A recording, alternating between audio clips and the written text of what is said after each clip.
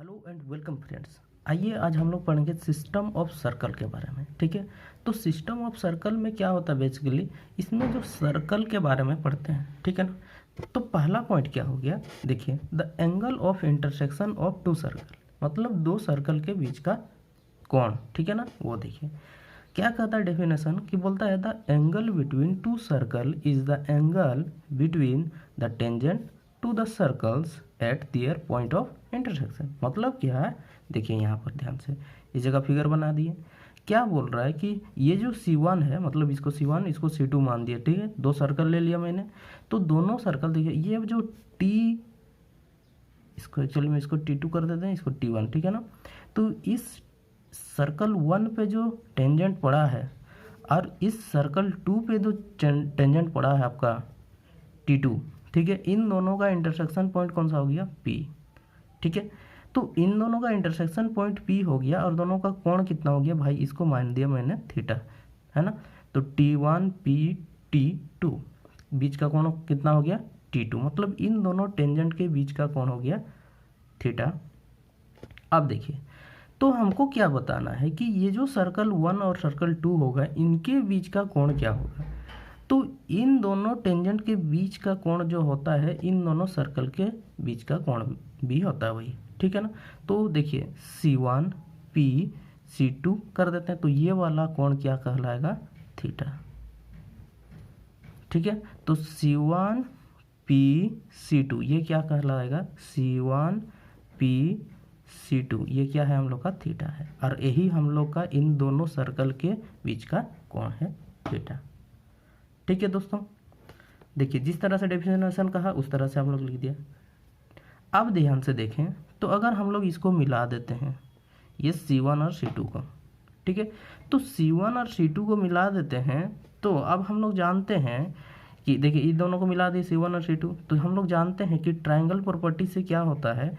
चलिए इस वाले को R1 बोल देते हैं, इस वाले को R2 बोल देते हैं। ठीक है, ये रेडियस ही होगा, ये वाला तो रेडियस होता है, ये वाला भी रेडियस हो, तो इसको R1 मान दिए, इसको R2 मान दिए। ठीक है, अब देखिए C1 C2, और हम लोग जानते हैं कि अगर किसी ट्रायंगल में, ठीक है, किसी ट्रायंगल में दो चीज़ दे दिया है तो तीसरा चीज़ निकाल सकते हैं। ठीक है ना, तो हम लोग ट्रायंगल प्रॉपर्टी पहले भी पढ़ चुके हैं। ठीक है, अपने छोटे क्लासों में, तो हम लोग क्या करेंगे, हम लोग ट्रायंगल प्रॉपर्टी का यूज़ करेंगे और इस वाले का आंसर निकालें, मतलब क्या C1 C2 निकालेंगे हम लोग। ठीक, तो देखिए ये C1 P, मतलब इसको तो मिलाए थे, ठीक है ना, इसको मिला दिए थे, इसको मिला दिए। तो अब क्या करेंगे, हम लोग जानते हैं C1 P को मैंने माना है R1, और फिर ये C2 P को माना है मैंने R2। ठीक है, और ये जो एंगल है मेरा कितना, देखिए C1 P C2 कितना है, थीटा है हम लोग। ठीक है ना, अब जानते हैं हम लोग कि ट्रायंगल प्रॉपर्टी से क्या होता है कि ये जी इसका निकालते हैं, मतलब ये वाला अननोन है तो अननोन को निकालेंगे, तो अननोन को रख दिए। अब जानते हैं नॉन की सहायता से इसको निकालते हैं, तो हम लोग क्या करते हैं, ये C1 P का स्क्वायर प्लस C2 P का स्क्वायर माइनस 2 C1 P हो गया into C2 P cos theta होता है। ठीक है ना, तो हम लोग क्या करेंगे, इसको थोड़ा अच्छी तरह से लिख देते हैं। तो C1 C2 का square is equal to C1 P का स्क्वायर प्लस C2 P का square minus 2 times C1 P into C2 P cos of theta. ठीक है, ये हम लोग का ट्रायंगल प्रॉपर्टी से, कहाँ से, ट्रायंगल प्रॉपर्टी। और कौन सा ट्रायंगल ले रहे हैं, तो ट्रायंगल हम लोग ले रहे हैं, देखिए ट्रायंगल C1 P C2 ले रहे हैं। ठीक है, इसी ट्रायंगल प्रॉपर्टी का यूज़ करके हम लोग इसका वैल्यू निकालें। चलिए अब हम लोग इसका वैल्यू पुट कर देते हैं, तो C1 C2 square is equal to, इसका वैल्यू कितना, R1 का स्क्वायर, इसका कितना प्लस R2 का स्क्वायर, इसका कितना माइनस 2 R1 R2, देखिए यहाँ पर कितना है, cos थीटा हो गया। ठीक है, देखिए ये C1 C2 का स्क्वायर हो गया इक्वल टू R1 का स्क्वायर प्लस R2 का square minus 2 R1 R2 cos theta हो गया। ठीक है, तो देखिए हम लोग इसको क्या लिख देंगे कि देखिए which gives the angle of intersection of the two circle, मतलब इसी से निकाल सकते हैं, ठीक है ना। तो इसीलिए हम लोग इसको लिख दिए, ठीक है, थोड़ा सा लैंग्वेज दे दिए। अब क्या करेंगे, देखिए केस ले लेते हैं। केस 1 क्या हो जाएगा, अगर हम थीटा का वैल्यू 0 डिग्री रख दें। देखिए पहला केस हो गया, क्या बोल रहे हैं कि अगर हम लोग थीटा का वैल्यू 0 डिग्री रख देते हैं, देन हम लोग जानते हैं कि कोस 0 डिग्री का वैल्यू कितना होता है भाई, 1। तो ये क्या हो जाएगा हम लोग के पास, देखिए C1 C2 का square is equal to R1 का स्क्वायर प्लस R2 का square minus 2 times R1 R2, यही होगा। और इसी को ही हम लोग क्या लिख सकते हैं दोस्तों, देखिए इसको हम लोग कर सकते हैं कि A square plus B square minus 2AB है ना, तो हम लोग क्या कर सकते हैं, इसको R1 माइनस R2 का होल स्क्वायर भी कर सकते हैं, C1 C2। तो मतलब फाइनली क्या बोल सकते हैं कि C1 C2 is equal to R1 minus R2 होगा। कब, जब एंगल जो होगा आपका 0 डिग्री होगा, तब क्या हो जाएगा, C1 C2 is equal to R1 minus R2 होगा, ठीक है। C1 C2 is equal to कितना हो जाएगा, R1 माइनस R2। इसका मतलब क्या हो गया, देखिए the distance between the centres is equal to the difference between radii which happens when the circles touch internally, ठीक है ना।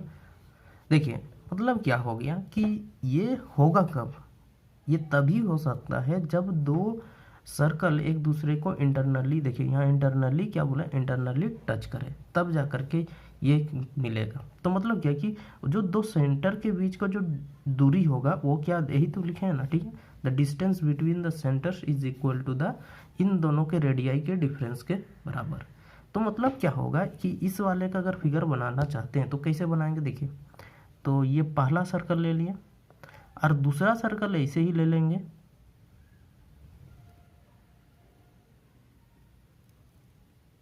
देखिए ये हो गया आपका। तो ये पहला सर्कल हो गया, ये दूसरा सर्कल, और जो आपका टेंजेंट होगा, मतलब यहाँ से टेंजेंट पास करा देते हैं, देखिए टेंजेंट पास हो गया।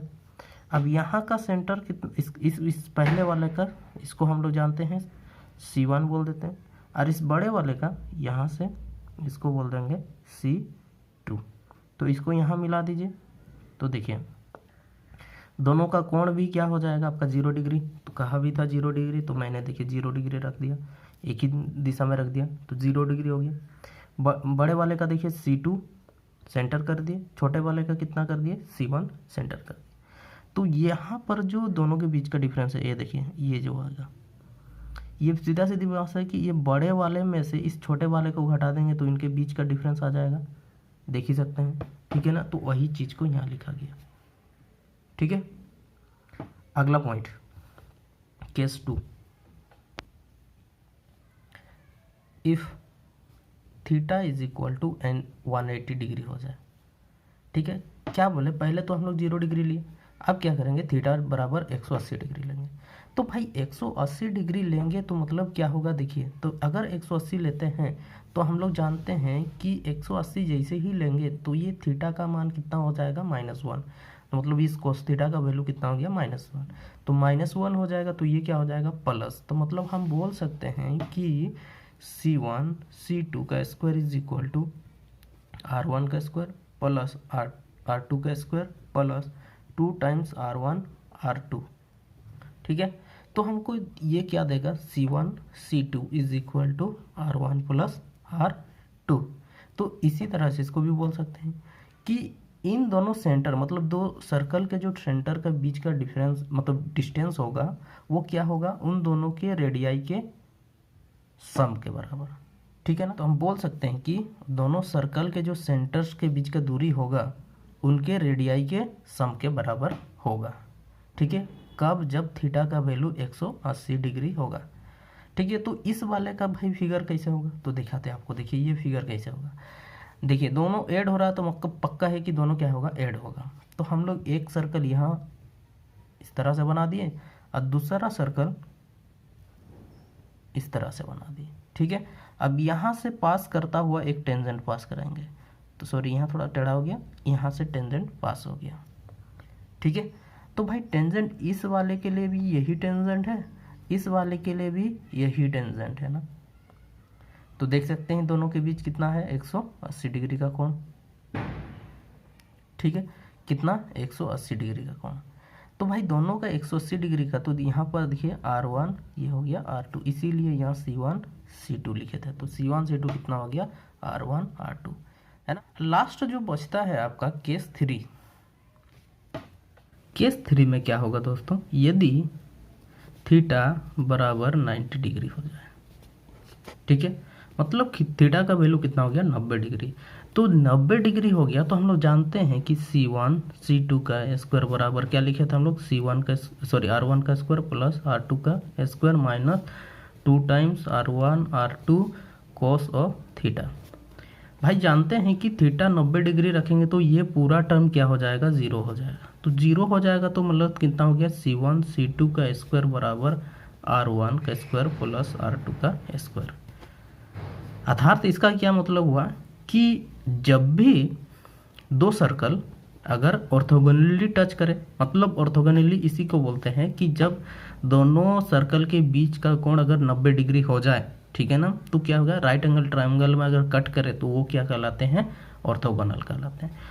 तो डेफिनेशन भी हो गया उसका, देखिए ऑर्थोगोनल हो गया, प्लस अभी क्या हो गया कि ऑर्थोगोनल है तो हमको क्या मिलेगा कि दोनों के सर्कल के जो सेंटर्स होंगे उनके डिस्टेंस, मतलब उनका जो डिस्टेंस होगा वो कितना हो जाएगा, उनके रेडियाई के स्क्वायर का सम हो जाएगा। समझ में आ गया, स्क्वायर ऑफ डिस्टेंस। अच्छा, मतलब इसका जो दोनों के बीच का जो, मतलब जो सेंटर 1 और सेंटर 2 के बीच का जो डिस्टेंस होगा उनका square between centres is equal to the sum of square of their radii. यही चीज़ है, यहाँ देखिए, यहाँ स्क्वायर हो गया, ये जो स्क्वायर टर्म होगा ये उनके रेडियाई के मतलब वर्ग स्क्वायर के सम के बराबर हो जाएगा। ठीक है, इससे जुड़े बाकी हम लोग नेक्स्ट वीडियो में देखेंगे दोस्तों। इससे बहुत सारे और भी तथ्य हैं और भी फैक्ट्स बताना है।